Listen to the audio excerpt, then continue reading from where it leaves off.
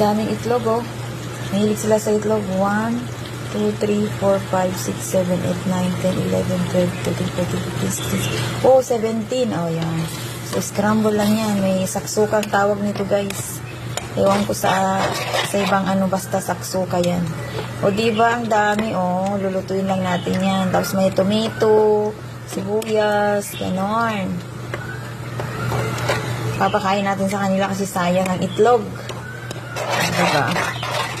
So, ganyan lang. Saksuka ang tawag nila dito sa Saudi Arabia. Sarap ito i-ano nila sa kubos. Ganon. Kakainin nila ito with kubos. O, diba? Ganon. Guys, so luto na siya. So, ganito na, hindi na natin tatanggalin dito sa kawali.